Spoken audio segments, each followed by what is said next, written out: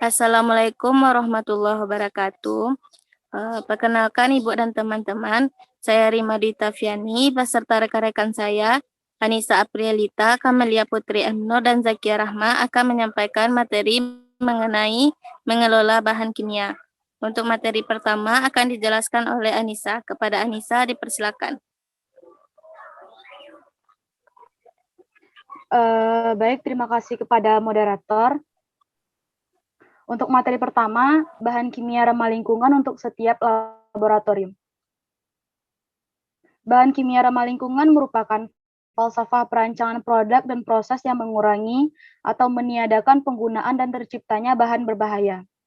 Ada 12 prinsip bahan kimia ramah lingkungan. Yang pertama, cegah limbah. Rancangan sintesis kimia yang tidak menyisakan limbah apapun yang harus diolah atau dibersihkan. Yang kedua, rancang bahan kimia dan produk yang lebih aman.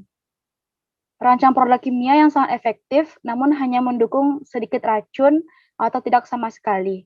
Yang ketiga, rancang sintesis bahan kimia yang tidak terlalu berbahaya. Rancang sintesis untuk menggunakan dan menghasilkan zat dengan toksisitas rendah atau tidak beracun sama sekali bagi manusia dan lingkungan. Yang keempat, gunakan bahan mentah yang dapat diperbarui. Hindari menghabiskan bahan mentah dan bahan mentah untuk industri. Bahan mentah untuk industri yang dapat diperbarui dibuat dari produk pertanian atau limbah dari proses lainnya. Yang kelima, gunakan katalis bukan reagen stoikiometri. Katalis digunakan dalam jumlah kecil dan dapat melakukan reaksi tunggal beberapa kali. Katalis tersebut sebaiknya reagen stoikiometri yang digunakan dalam jumlah berlebihan dan hanya bekerja sekali. Yang keenam, hindari derivatif kimia. Derivatif menggunakan reagen tambahan dan menghasilkan limbah. Hindari menggunakan kelompok penghambat atau pelindung atau modifikasi apapun. Yang ketujuh, maksimalkan ekonomi atom. Rancang sintesis sehingga produk akhir mengandung proporsi maksimal bahan awal. Hanya boleh ada sedikit jika ada atom yang terbuang. Yang kedelapan, gunakan pelarut dan kondisi reaksi yang lebih aman. Hindari menggunakan pelarut, bahan pemisah, atau bahan kimia tambahan lainnya. Yang kesembilan, tingkatkan efisiensi energi. Jalankan reaksi kimia pada suhu ruang dan tekanan bila memungkinkan. Yang ke-10, rancang bahan kimia dan produk agar terurai setelah digunakan. Produk kimia yang terurai menjadi zat yang tidak berbahaya setelah digunakan, tidak berakumulasi di lingkungan. Yang ke-11, analisis langsung dalam waktu nyata untuk menghindari polusi. Sertakan pemantauan dan kendali langsung dalam proses selama sintesis untuk membatasi atau menghilangkan pembentukan produk sampingan. Yang ke-12, batasi potensi terjadinya kecelakaan. Materi selanjutnya, mencegah limbah. Pengurangan bahan yang digunakan di setiap langkah eksperimen penting untuk pencegahan limbah, serta untuk keselamatan dan keamanan laboratorium. Untuk mencegah limbah, ikuti strategi berikut. Yang pertama, pikirkan cara penggunaan produk reaksi dan buat sejumlah keperluan saja. Yang kedua, pikirkan biaya pembuatan dan penyimpanan bahan yang tidak dibutuhkan. Yang ketiga, cari cara untuk mengurangi jumlah langkah dalam eksperimen. Yang keempat, tingkatkan hasil. Yang kelima, daur ulang menggunakan ulang bahan jika mungkin. Yang keenam, koordinasikan pekerjaan dengan rekan kerja yang mungkin menggunakan beberapa bahan kimia yang sama. Selanjutnya, gunakan metode analitik paling sensitif yang ada saat melakukan analisis.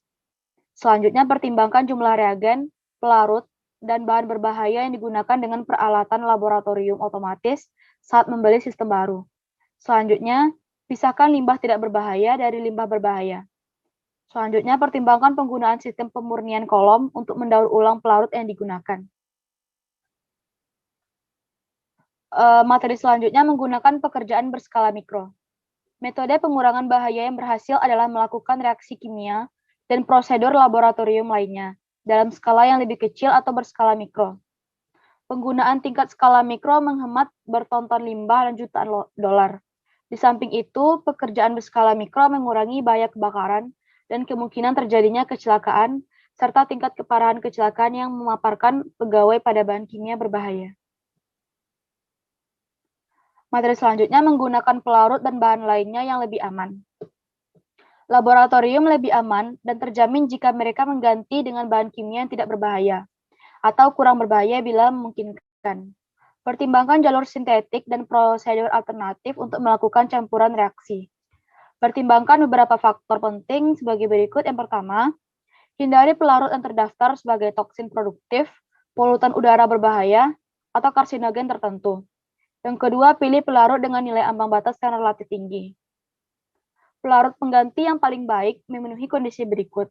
Pelarut juga memiliki fisiokimia, misalnya titik didih, titik nyala, konstanta dielektrik, yang mirip dengan pelarut asli. Pertimbangkan manfaatnya bagi keselamatan, kesehatan, dan lingkungan, serta biayanya. Materi selanjutnya dikembalikan kepada moderator. Terima kasih Anissa atas penjelasannya. Untuk materi selanjutnya akan disampaikan oleh Kamelia Putri. Kepada Kamelia dipersilakan. Baiklah, terima kasih kepada moderator. Berikutnya itu B, pembelian bahan kimia. Pembelian bahan kimia adalah analisis masa pakai dan biayanya. Biaya pembelian hanyalah bagian awalnya. Biaya penanganan dari segi manusia dan keuangan serta biaya pembuangan juga harus diperhitungkan. Ada beberapa alasan untuk memesan bahan kimia sesuai kebutuhan dalam wadah kecil. Yang pertama, ukuran kemasan kecil utamanya mengurangi risiko kerusakan. Yang kedua, wadah yang lebih kecil mengurangi risiko terjadinya kecelakaan dari pemaparan terhadap bahan berbahaya. Yang ketiga, inventaris ukuran tunggal mengurangi kebutuhan ruang penyimpanan. Yang keempat, wadah kecil lebih cepat habis, sehingga mengurangi peluang terurainya senyawa reaktif. Yang kelima, wadah besar seringkali harus dibagi. Maksudnya, ketika kita memindahkan ke wadah yang lebih kecil, kita harus membutuhkan alat-alat seperti corong dan pipa. Dan yang terakhir, biaya pembuangan wadah kecil dari bahan berbahaya lebih kecil.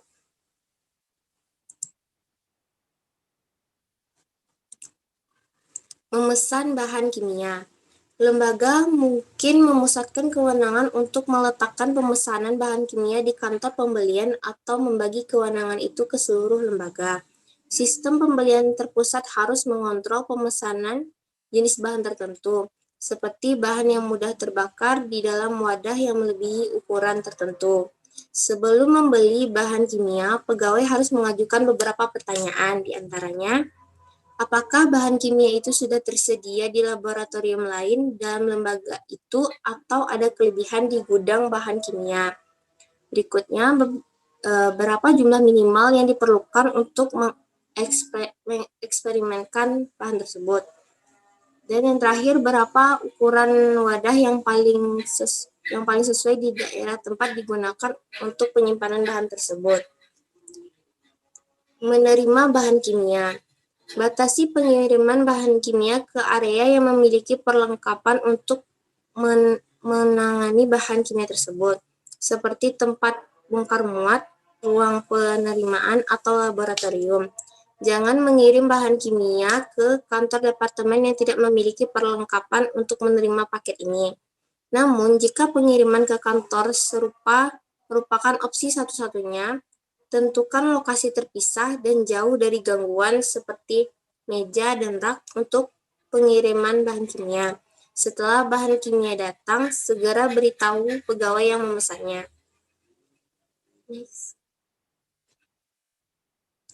Berikut ini langkah-langkah untuk memastikan penerima bahan kimia yang tepat. Yang pertama, latih pegawai ruang penerima, tempat bongkar muat, dan tata usaha untuk mengenali bahan kimia yang mungkin terkait dengan bahan kimia yang ada yang datang ke fasilitas. Yang kedua, lengkapi ruang penerima dengan peralatan yang sesuai untuk menerima bahan kimia. Yang ketiga, segera buka paket yang datang dan periksa untuk konfirmasi pesanan dan memastikan bahwa segala wadah dalam keadaan yang baik. Yang keempat, simpan bahan kimia yang tidak dikemas dengan aman. Yang kelima, kirim bahan kimia dengan aman di dalam fasilitas. Yang keenam, jika pegawai pengirim tidak menangani bahan sesuai dengan standar fasilitas pengiriman, segera perbaiki dan cari pengangkut atau pemasok lainnya. Next. Yang C yaitu inventaris dan pelacakan bahan kimia. Semua laboratorium harus mencatat semua fasilitaris dan inventaris bahan kimia yang dimiliki secara akurat. Berikutnya, inventaris adalah catatan atau biasanya dalam bentuk basis data, bahan kimia dalam laboratorium, dan informasi penting tentang pengelolaan yang tepat. Berikutnya, inventaris yang dikelola dengan baik meliputi bahan kimia yang didapat dari sumber komersial dan yang dibuat di laboratorium. Juga lokasi penyimpanan untuk setiap wadah masing-masing bahan kimia. Dan yang terakhir, inventaris membantu dalam pemesanan, penyimpanan, penanganan, dan pembuangan bahan kimia, juga perencanaan darurat. Baiklah, untuk materi selanjutnya dikembalikan ke moderator.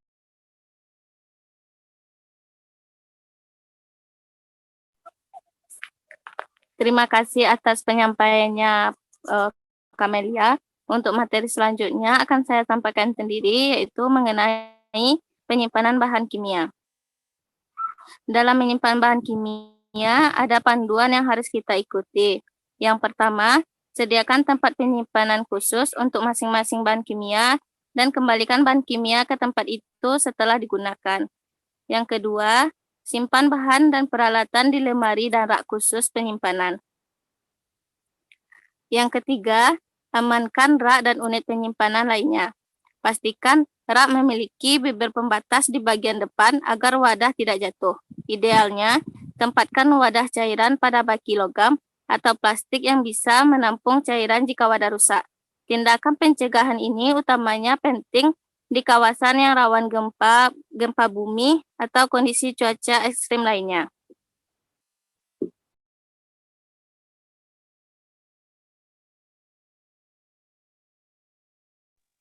Yang keempat, hindari menyimpan bahan kimia di atas bangku, kecuali bahan kimia yang sedang digunakan. Hindari juga menyimpan bahan dan peralatan di atas lemari. Jika terdapat sprinkler,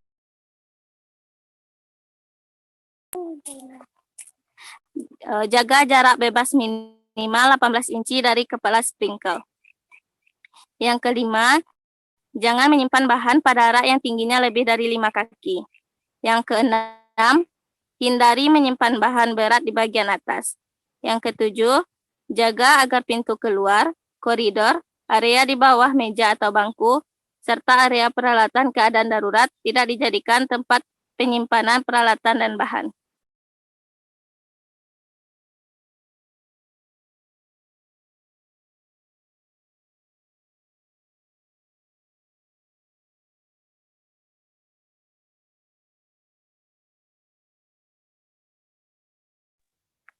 Selanjutnya, labeli semua wadah bahan kimia dengan tepat.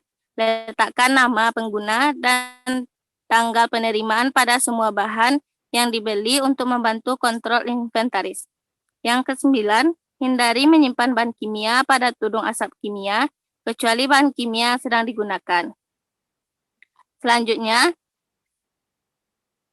simpan racun asiri atau bahan kimia yang mudah menguap atau bahan kimia pewangi pada lemari berventilasi. Jika bahan kimia tidak memerlukan lemari berventilasi, simpan di dalam lemari yang bisa ditutup atau rak yang memiliki bibir pembatas di bagian depan. Selanjutnya, simpan cairan yang mudah terbakar di lemari penyimpanan cairan yang mudah terbakar yang disetujui.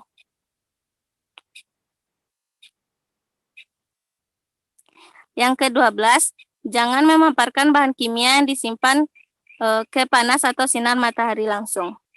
13, simpan bahan kimia dalam kelompok-kelompok bahan yang sesuai secara terpisah yang disortir berdasarkan abjad.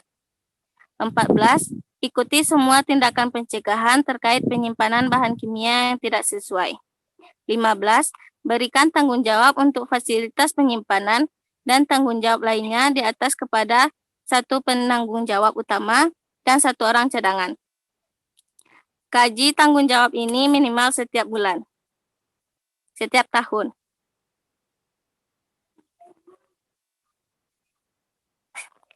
Selanjutnya, untuk menyimpan bahan kimia, wadah dan peralatan. Yang pertama, Gunakan perangkat pengaman sekunder seperti wadah pengaman untuk menampung bahan jika wadah utama pecah atau bocor. Yang kedua, gunakan baki penyimpanan yang tahan korosi sebagai perangkat pengaman sekunder untuk tumpahan, kebocoran, tetesan, atau cucuran. Yang ketiga, sediakan lemari berventilasi di bawah tudung asap kimia untuk menyimpan bahan berbahaya. Yang keempat, segel wadah untuk meminimalkan terlepasnya uap yang korosif, mudah terbakar dan beracun. Selanjutnya, penyimpanan dingin. Yang pertama, gunakan lemari penyimpanan bahan kimia hanya untuk menyimpan bahan kimia.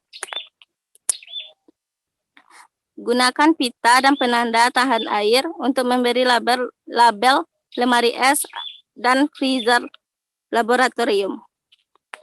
Yang kedua, jangan menyimpan bahan kimia yang mudah terbakar dalam lemari es.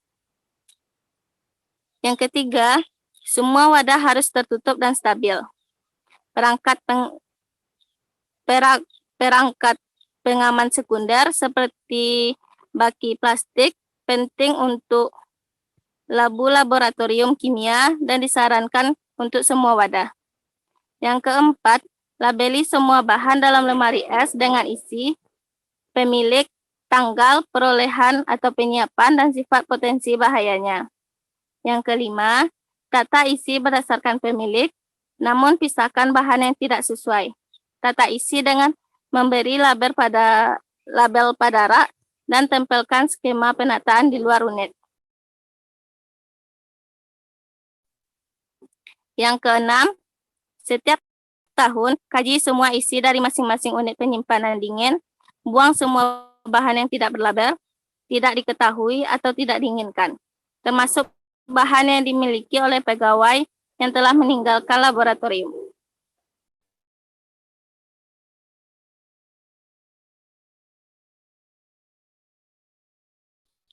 Selanjutnya, penyimpanan cairan yang mudah terbakar dan gampang menyala. Yang pertama, jika tempatnya memungkinkan, simpan cairan yang gampang menyala dalam lemari penyimpanan bahan yang mudah terbakar. Simpan cairan gampang menyala di dalam wadah aslinya atau wadah lain yang disetujui atau kaleng keselamatan. Jika memungkinkan, simpan cairan yang mudah terbakar yang berjumlah lebih dari 1 liter dalam kaleng keselamatan. Yang ketiga, simpan 55 galon drum cairan yang mudah terbakar dan gampang menyala dalam ruang penyimpanan khusus untuk cairan yang mudah terbakar. Yang keempat, jauhkan cairan yang mudah terbakar dan gampang menyala dari bahan oksidasi kuat seperti asam nitrat atau kromat, permanganat, klorat, perklorat, dan peroksida. Yang kelima, jauhkan cairan yang mudah terbakar dan gampang menyala dari sumber penyulutan. Ingat bahwa banyak uap yang mudah terbakar lebih berat dibandingkan udara dan dapat menuju ke sumber penyulutan. Untuk selanjutnya akan dilanjutkan oleh Zakia Rahmah. Kepada Zakia Rahmah, dipersilakan. Baiklah, terima kasih kepada moderator. Selanjutnya, saya akan menjelaskan tentang penyimpanan silinder gas. Untuk gas laboratorium yang biasanya digunakan, pertimbangkan pemasangan sistem gas internal. Sistem tersebut menghapuskan perlunya pengiriman dan penanganan silinder gas mampat dalam laboratorium. Selanjutnya, penyimpanan zat yang sangat reaktif. Pertama, pertimbangkan persyaratan dan penyimpanan setiap bahan kimia yang sangat reaktif sebelum membawanya ke dalam laboratorium.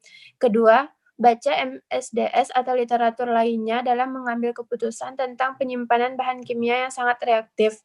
Ketiga, bawa bahan sejumlah yang diperlukan ke dalam laboratorium untuk tujuan jangka pendek hingga persediaan 6 bulan, tergantung pada bahannya. Yang keempat, pastikan memberi label, tanggal, dan mencatat dalam inventaris semua bahan yang sangat reaktif setelah bahan diterima.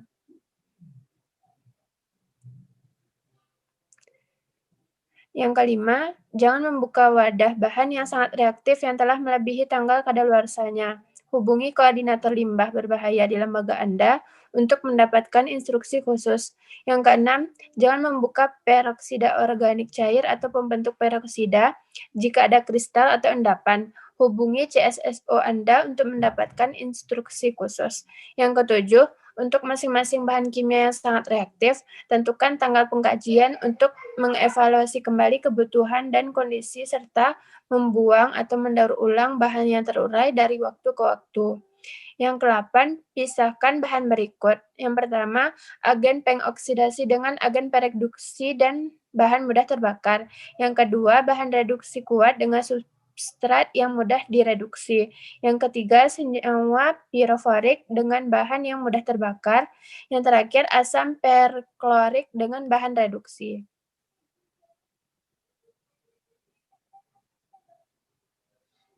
Yang ke-9, simpan cairan yang sangat reaktif di baki yang cukup besar untuk menampung isi botol. Yang ke-10, simpan botol asam perklorik dalam baki kaca atau keramik. Yang ke-11, jauhkan bahan yang dapat diubah menjadi peroksida dari panas dan cahaya. Yang ke-12, simpan bahan yang bereaksi aktif dengan air sejauh mungkin dari kemungkinan kontak dengan air. 13, simpan bahan yang tidak stabil karena panas dalam lemari es. Gunakan lemari es dengan fitur keselamatan ini. Yang pertama, semua kontrol yang menghasilkan percikan di bagian luar. Yang kedua, pintu terkunci magnetik. Yang ketiga, alarm yang memperingatkan jika suhu terlalu tinggi. Dan yang terakhir, suplai daya cadangan. 14. Simpan peroksida organik cair pada suhu terendah yang mungkin sesuai dengan daya larut atau titik beku. Peroksida cair sangat sensitif selama perubahan fase. Ikuti panduan pabrik untuk penyimpanan bahan yang sangat berbahaya ini. 15. Lakukan inspeksi dan uji bahan kimia pembentuk peroksida secara periodik dan beri bahan label akuisisi dan tanggal kadaluarsa. Buang bahan kimia yang kadaluarsa. 16. Simpan bahan yang sangat sensitif atau simpan lebih banyak bahan eksplosif dalam kotak anti ledakan. 17. Batasi akses ke fasilitas penyimpanan. Penyimpanan bahan yang sangat beracun. Lakukan tindakan pencegahan berikut saat menyimpan karsinogen, toksin reproduktif, dan bahan kimia dengan tingkat toksisitas akut tinggi. Yang pertama, simpan bahan kimia yang diketahui sangat beracun dalam penyimpanan berventilasi dalam perangkat pengaman sekunder yang resisten secara kimia dan anti pecah. Yang kedua, jaga jumlah bahan pada tingkat kerja minimal. Yang ketiga, beri label area penyimpanan dengan peringatan yang sesuai. Yang keempat, batasi akses ke area penyimpanan. Yang kelima, pelihara inventaris untuk semua bahan kimia yang sangat beracun. Pemindahan, pengangkutan, dan pengiriman bahan kimia. Saat memindahkan bahan kimia di lokasi kerja, gunakan perangkat pengaman sekunder seperti kaleng karet untuk membawa bahan kimia yang disimpan dalam botol. Lembaga dengan kampus yang besar mungkin ingin memakai pembawa atau kendaraan khusus untuk mengangkut bahan yang diatur peraturan tertentu. Peraturan internasional berlaku untuk pemindahan bahan kimia, sampel, dan bahan penelitian lainnya di jalan publik dengan pesawat terbang atau melalui pos atau pengangkutan lainnya. Hukum nasional dan internasional mengatur dengan ketat pengiriman domestik dan internasional sampel, contoh obat dan elemen genetik, serta peralatan penelitian, teknologi, dan bahan meski bahan tersebut tidak berbahaya, tidak berharga, atau umum sama sekali. Untuk sebagian besar bahan kimia, bahan biologis, dan radioaktif, pengiriman domestik atau internasional diatur oleh International Air Transport Association. Individu yang mempunyai sertifikat IATA harus melakukan inspeksi pengemasan, pengajian administrasi, dan menandatangani dokumen pengiriman. Beri label selengkap mungkin segala sampel bahan eksperimen yang akan dikirimkan. Jika tersedia, sertakan informasi berikut dengan bahan eksperimen yang dikirimkan. Yang pertama, pemilik awal. Kedua, tanda pengenal. Yang ketiga, komponen berbahaya. Yang keempat, potensi bahaya. Yang kelima, tanggal. Yang keenam, dikirim ke. Yang ketujuh, MSDS. Angkut bahan berbahaya menggunakan kendaraan yang dirancang khusus yang mematuhi peraturan peraturan internasional. Jangan menggunakan kendaraan pribadi, perusahaan, atau lembaga, termasuk pesawat terbang, untuk mengirimkan bahan kimia berbahaya.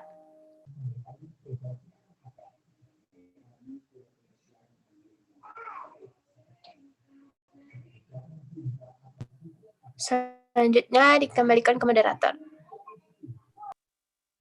Terima kasih Zakia atas penyampaiannya.